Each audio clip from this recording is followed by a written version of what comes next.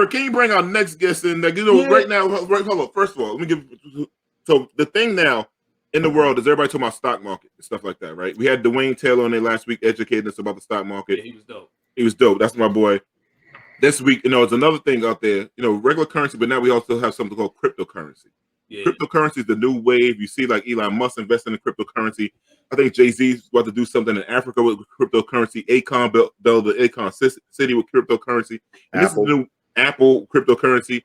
And this is the new wave. I'm not saying wave. I'm not saying wave because I want to say like something that's going to be gone.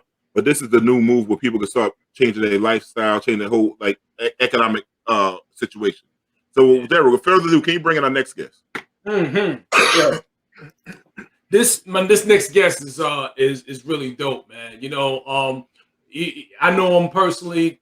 This is my man. This is my brother. This is the myth. I mean, my brother. I mean, physical brother. You know what I mean? And he's like my go-to with regard to cryptocurrency, man. He's in the game. So I want to bring it in. This is my brother Jamel. He's a crypto barbarian. You know what I mean? And he's coming through to explain a little bit about cryptocurrency because we have some incredible conversations. So I want to bring him on. All right, Mel, Jamie, can we bring Mel in? Peace, fellas. Peace. What's up, Jamel? How are you? What's up, Jamel? How you doing, brother? I'm well. Thanks for having me, man. Do we call you Jamel or do we call you the Barbarian? Oh, he's the man. You can call me either one, whatever you're comfortable with. Hey, my brother. First of all, welcome to the show. I just want to, from the beginning, a lot of these terms are not common to people. In some cases, they're just frightening.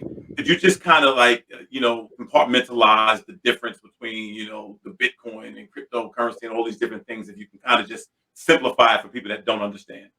Okay, I'll start with the word crypto. I prefer digital assets because that's what they have evolved into.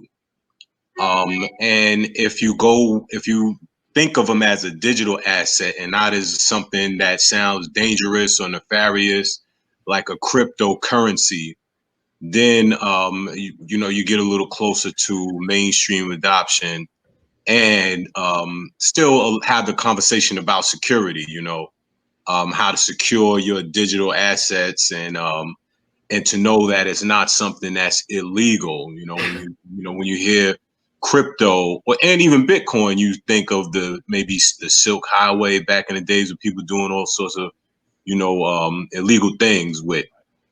So Bitcoin is the tip of the spear that brought in the crypto wave, but it's not the only one now, and there are there are thousands of them now.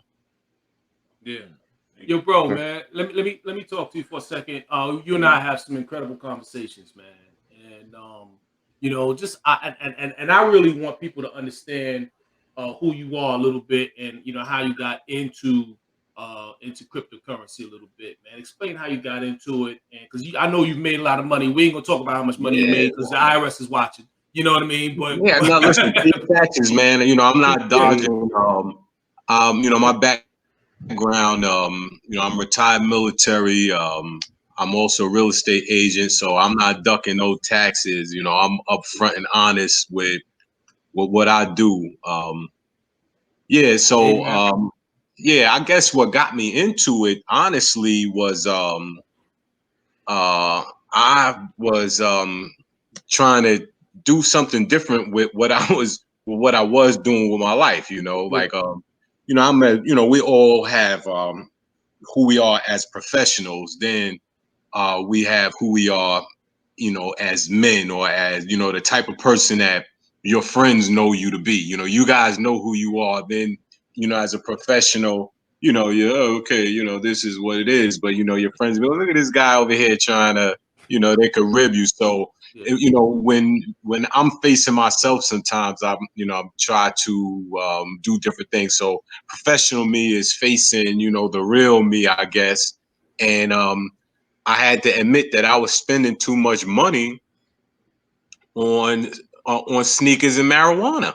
To be honest, so I'm like, listen, I'm spending all of this dough on kicks and trees, you know, a good little chunk, you know, maybe not as much as some, but probably much more than others, you know. So what I told myself I was going to do was find something to do with the blessing, you know, like obviously, bro, you got extra income, you know, with you really being honest. And a lot of us do have extra income. If you could trick on chicks, if you can afford another bottle of Hennessy, if you rolling up 3/5s of trees every week, if you can afford 2 pair of sneakers every other month, then you can do this, you know. So what I said I was gonna do was change what I was doing with my money and change what I was doing with my thinking.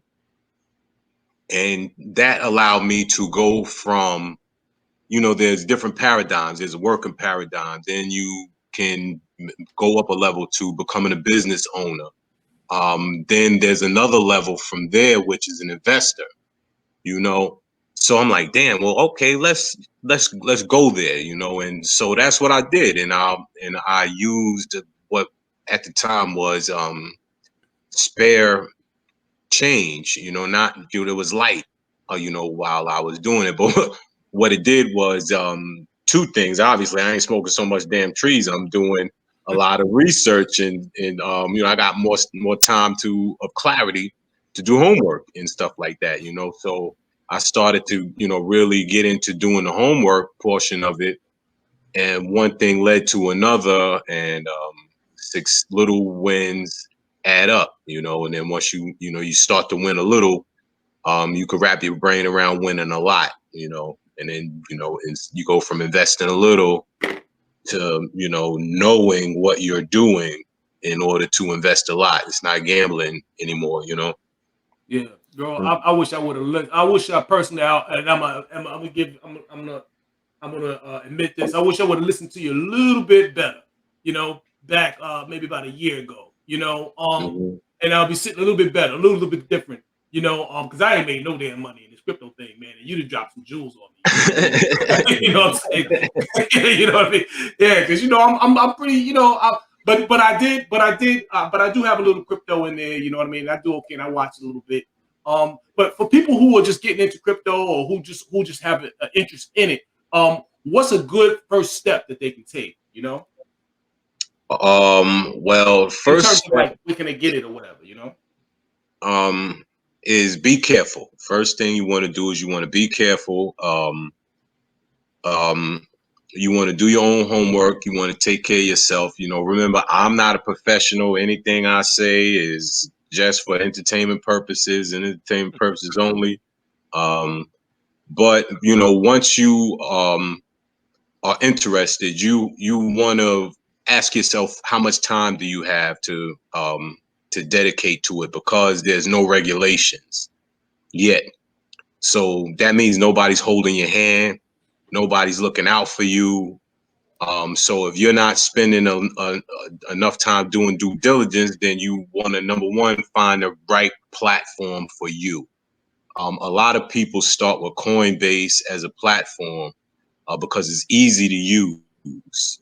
You know, it doesn't allow for a lot of other, you know, more advanced things like trading. It does. The fees are there, you know. So I would say once you want to get involved with, you want to find the right platform for you.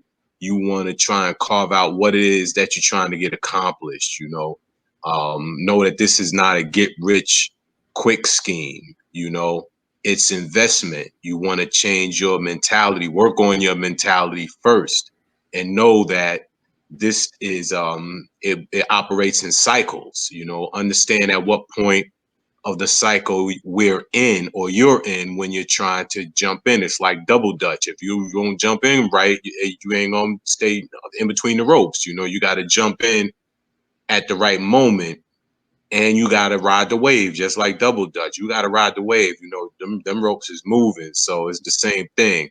It's a wave. You know, so once you recognize when is at what point of the cycle we're in right now, crypto's going crazy. Everybody's making this money. Anything, you could throw your money anywhere and make money because we're in a bull market now, you know. The key to it is to place your money in digital assets that have a functionality in 3 years from now. When the market dies, we go into a bear market and comes back up into the next bull market. So now is not the time to buy in. Now is the time to maybe do some homework, find out what platforms you want to be on. Do you want to trade? Do you want to set it and forget it? A lot of people call that hodling, holding on for dear life. You know, so do you want to hodl? You want to just buy and hold on to it and wait, what will be about 4 years now for the next bull cycle. You know, so you'll be a little aggravated if you bought now because you would watch your investment go down, only to rise up again. But you know, it's rough doing it like that. You know, but if you can change your mentality and understand that really you're accumulating now for the next bull cycle, then you'll be okay. You could dollar cost average in until the cycle bottoms. Then you start putting larger amounts of money in once you recognize that we're at a cycle low. We got a quick question from the audience. Since digital assets aren't backed by any gold or paper, is there any way to turn digital assets into actual cash? And does the value translate one for one? Let's break down the questions. Okay, it sounded like that was a couple of questions that all at once. So what was the first part of that question? Since digital assets aren't backed by gold or paper, you know, okay, so it's like pause right there. Yes, some are. Now there are digital assets backed by gold. I want to say there's a GSX coin that is backed by physical gold. There are different projects that are including gold, silver, and physical assets. Okay, so what was the second part of that? Hold on a second. I gotta get back to the comment. Okay. Is there a way for to turn digital assets into actual cash? Yes. That's when you take profits at your exchange, or if you're on Coinbase, for example. I use Coinbase. I use mostly Coinbase. I'm comfortable with talking about Coinbase. There are different exchanges like Binance US, Kraken, BitTrue, BitYard, and when you cash out is when you turn, you know, your digital asset into cash. You know, you turn the digital currency into fiat at the exchange. You know, so yes, that's how you turn it into cash. You just, you know, you can take, say you got $10,000 worth of Bitcoin on the exchange. You know, you just hit sell, you know, and you sell it. Most accounts have what you call know your customer relationships with the banks. So that's what allows you to link your bank account with your Bitcoin exchange or whatever. So when you cash out, that's when you cash out. So at whatever point you want to do that, it's up to you. A lot of people have different cash out strategies. Right. Yeah, let me ask you a question. Like when I talk to people about Bitcoin or whatever, like today, I think, or maybe Friday was like at $47,000, $46,000, whatever. So a lot of people assume that they're going to need that type of bread to basically buy into it. And I explain to people that that's not true. Right. So can you explain how people can buy into Bitcoin without having $47,000, $46,000? Yeah, the digital currencies are divisible. It's part of what makes it superior currency to fiat, you know, is the fact that Bitcoin is divisible down into what's called Satoshis. So you don't have to buy a whole Bitcoin. Bitcoins are broken down into 1 million Satoshis. Brother, saying a lot of big words. What's a Satoshi? Yeah, what's a Satoshi? Sounds like something at a Japanese restaurant. Fiat? Explain fiat as well if people don't know. Okay, so a Bitcoin was created by this mythical creature. He might as well have been a unicorn for all we know. Bigfoot, let's say, right? His pseudonymical name is Satoshi Nakamoto. That's the person who invented the Bitcoin. Their true identity is unknown to this day. You take from that what you want. So a Bitcoin is divisible into a million sections. A whole Bitcoin has a million little sections called Satoshis. So you can buy one Satoshi, which is a millionth of a Bitcoin. It'll probably cost you a penny or something like that, you know? So you can buy $100 worth of Bitcoin. You would just own X amount of Satoshi. It's just basically a percentage of that 46 or that $47,000. You don't have a whole Bitcoin. You can say you have whatever fractional number of Bitcoin based on how much you put in. If you want to sound like you balling, you could say, "Yo, I got 100,000 Satoshi." You know what I'm saying? Now you balling now. You know what I'm saying? Instead of saying you got 1/10 of a Bitcoin, you know, so I got 100,000 Satoshi, son. You know, so whatever floats your boat, you know that. But it's all the same thing. Still trying to understand. Like, you know, I had a partner of mine. He had a warehouse and he was trying to get the machines to produce the Bitcoins.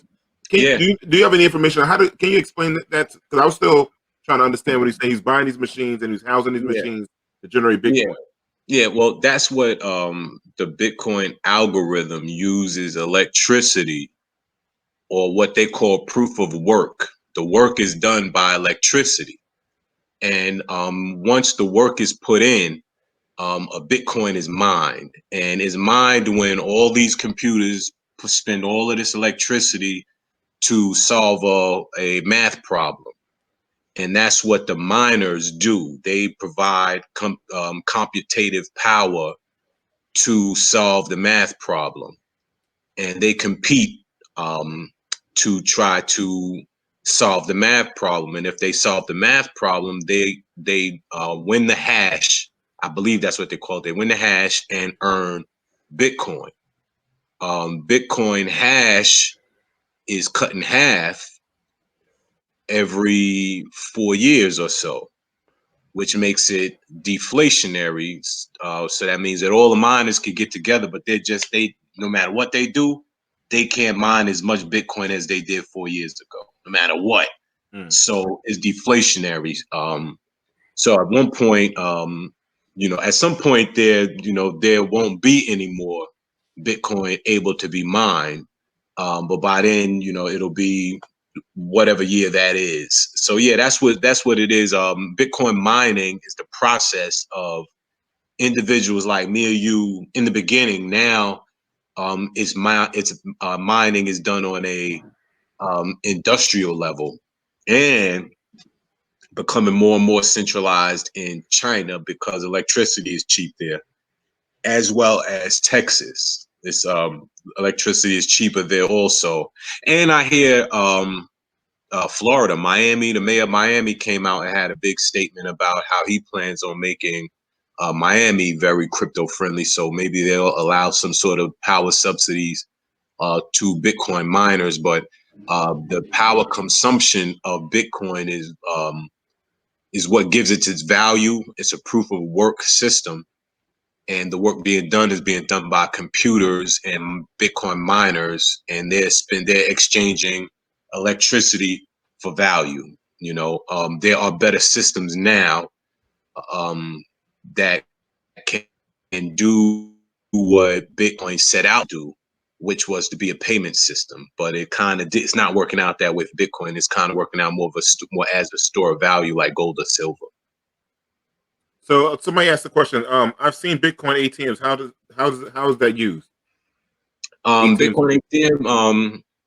Well, if you have a hard wallet, which is a string of numbers and strings that only you have, you can deposit money and receive cash out of a Bitcoin wallet, ATM rather, or you can exchange money, put it into a Bitcoin ATM and convert your cash into Bitcoin. It'll give you a little barcode receipt. You take that home and type that into your computer, and then you deposit that into your crypto wallet. Usually when you see those, will be used by people who carry their own keys. They they possess their own keys. They take care of they custody their own crypto. They keep their own private keys, and they keep it offline on a crypto wallet. So they would deposit and exchange at the ATM to stay off the grid, because they don't want to deal with the exchanges, because the exchanges have to deal with banks in order to receive your money or offboard your money. And a lot of time people don't want to do that, so they deal with cash, and they deal with Bitcoin ATMs that way. Okay. Well, so I know we talked a lot about Bitcoin. Is there any other cryptocurrency that's on the rise that we might look out for people like want to get buy the whole I guess we say whole share of it? Any other currency that you see might be coming up on the rise that may be affordable to the common man? The one I really wish I could tell you about, you can't buy it right now. They're being sued by the SEC. The company is called Ripple, and they are facing an SEC lawsuit, fighting the SEC, telling them that they're selling a unregistered security. So the SEC stated that Bitcoin and Ethereum are not securities. So Ripple filed a Freedom of Information Act, and wants to know, okay, well, what criteria did you use to determine they're not securities? Then if you're suing us and saying that we're a security, what did you use to determine that they're not? So the lawsuit is going back and forth. That lawsuit has the largest impact on the cryptocurrency environment out of anything.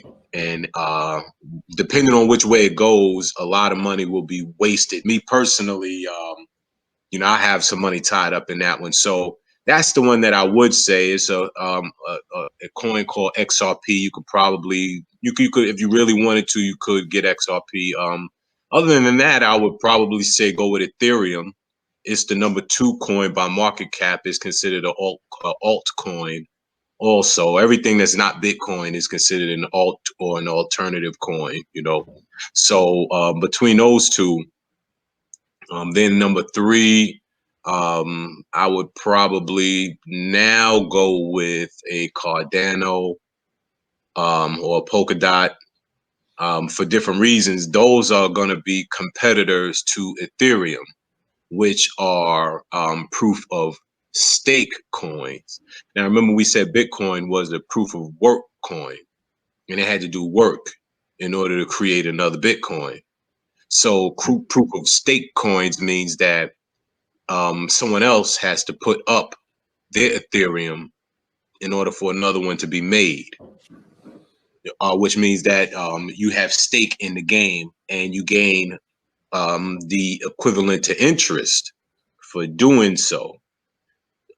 So those coins to me are really interesting, and they are programmable also.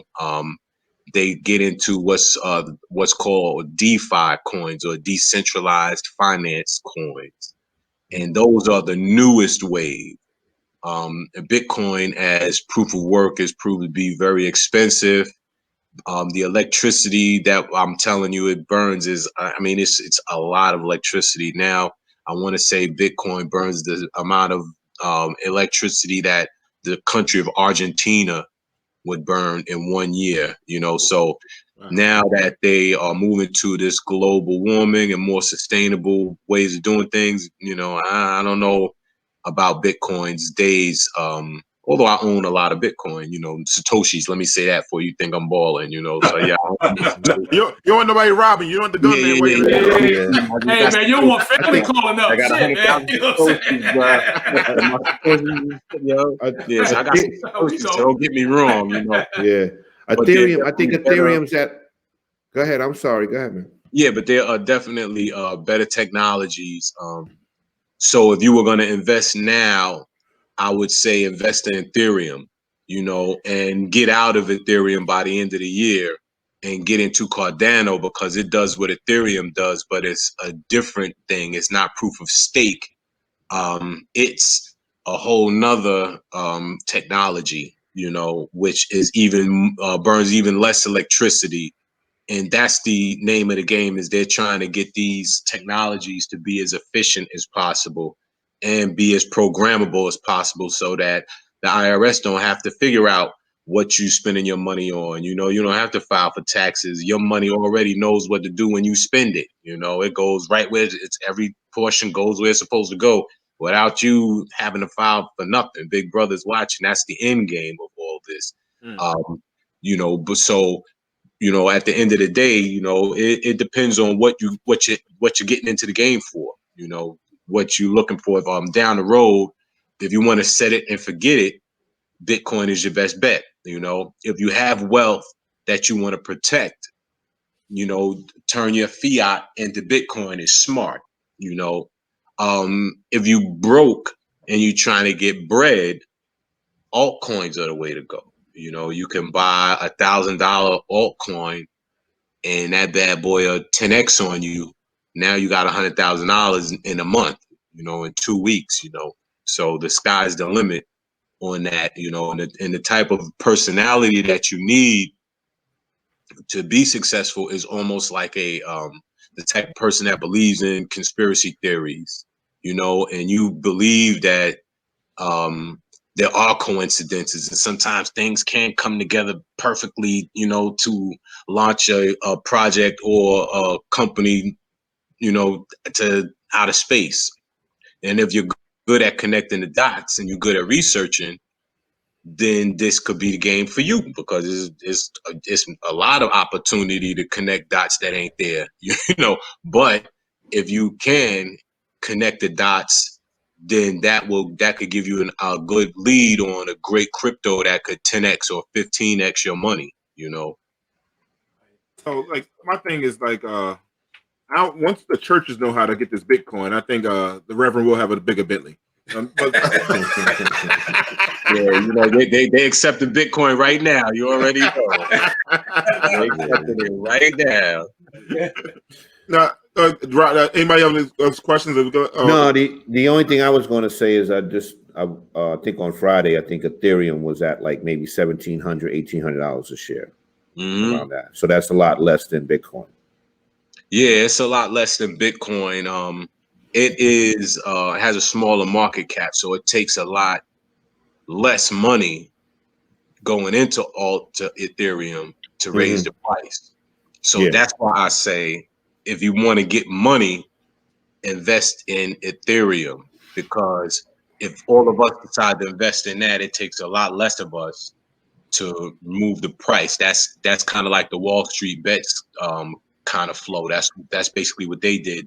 They all got together, poured their money into a small cap stock, knowing that because it's not that much money in it to begin with, you know, people putting money into it is going to raise the value of it. You know, but something like Bitcoin, there's so much money in it now. You know, you got to be Elon Musk to move the price of it, you know, and even he couldn't really move the price of it. You know, the news of what he did had more to do with moving the price than his actual purchase, you know. So, brother, any last thing you want to say, anything you want to promote? How can people find you? Anything like that? Yeah, I mean, they could holler at the Crypto Barbarian. You know, they can holler at you guys if they want to get in touch with me. You know, I would say, you know, for our people to, you know, to think outside the box, know that they are printing money out the wazoo, you know, and there's no plan on stopping the printing press. You know, the Federal Reserve is going to print and print. You know, so when you start to see these big companies placing their bets on these technologies, then maybe we should be putting our little pennies next to their dollars, you know, and positioning ourselves that way, you know, and as a people recognize that this is a new asset class and one of the newest asset classes in the past 100 years. You know, I think the last asset class that popped up was the bond market. Stocks and bonds as an asset was the last asset class that was developed. So this is the newest thing to come out since stocks and bonds. And once you start to see these large companies get involved, that allows you to know that it ain't going away.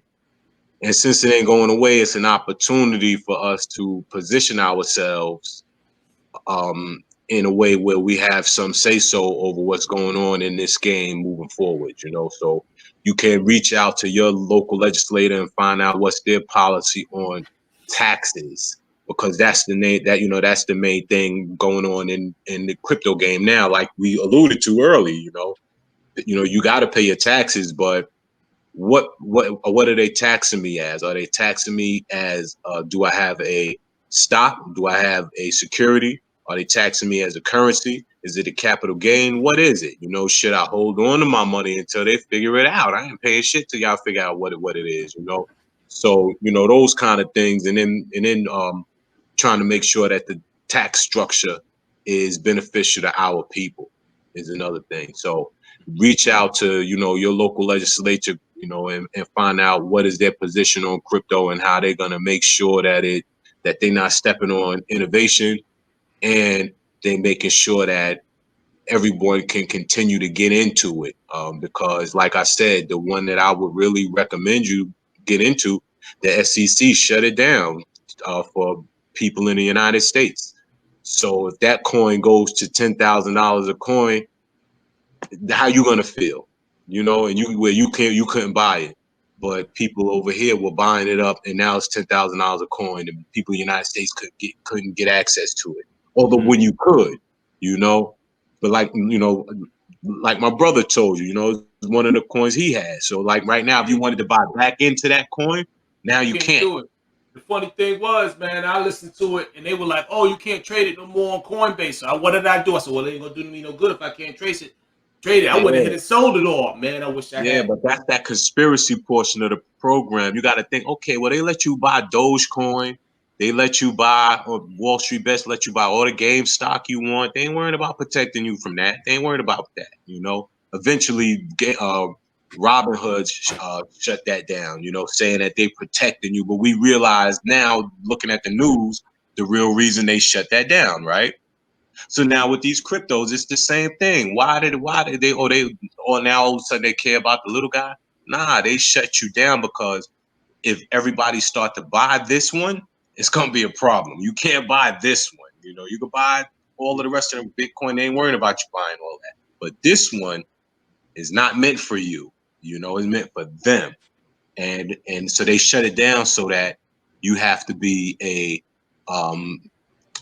what do you call those kind of investors? Accredited investor. An accredited investor means you have a certain amount of money in the bank. You're a sophisticated investor. So this one crypto, the SEC wants to turn this one into the type of a crypto where you basically only going to be able to buy it through Fidelity, a broker, because it's a registered security and not a cryptocurrency. But Bitcoin is okay. Ethereum is fine. You can do, but this one, you can't buy it in the United States. So those are the kind of things when I say you gotta watch, and sometimes connect the dots. They're not looking out for you. So why is it that you can't buy this one? So you might want to keep an eye on it. And what is it about the company? The company is worth $10 billion, but it's private startup. Like, hold on, what kind of private startup company worth $10 billion? Mad people from the Treasury Department, from JP Morgan, from Bear Stearns is leaving their Wall Street jobs to come work for this little startup called Ripple. Like, damn, well, why are they doing all of that?